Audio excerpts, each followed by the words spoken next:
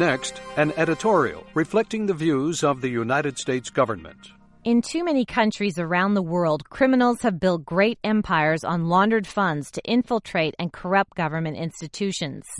In this shadowy illegal economy, said David Luna of the State Department's Bureau of International Narcotics and Law Enforcement Affairs, traffickers and narcotics kingpins act as CEOs and venture capitalists while they build their empires of destruction.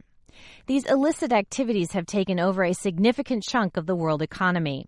According to various international organizations, the illegal economy accounts for 8 to 15% of the world gross domestic product, and in many developing countries it may account for higher percentages in their economies.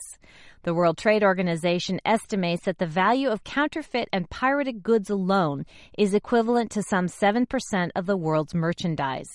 This darker side of global trade is thriving with hundreds of billions of dollars in illicit commerce that includes trafficking in narcotics, persons, and endangered wildlife, among other goods and commodities.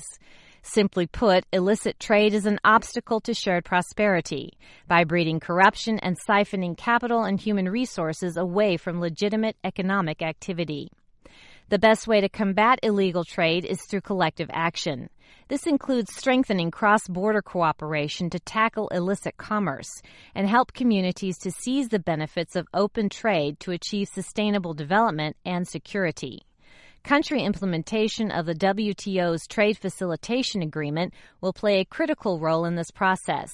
The United States will continue to enhance international cooperation with key partners to combat the lethal nexus of organized crime, illicit trade, corruption, and money laundering, and to protect communities from the violence, harm, and exploitation brought about by transnational networks.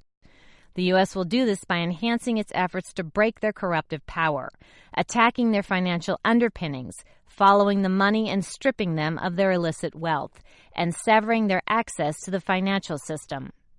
At a time when global risks are growing and converging, the international community must come together and build its own network to stand up to and defeat the dark world of illicit trade. That was an editorial reflecting the views of the United States government.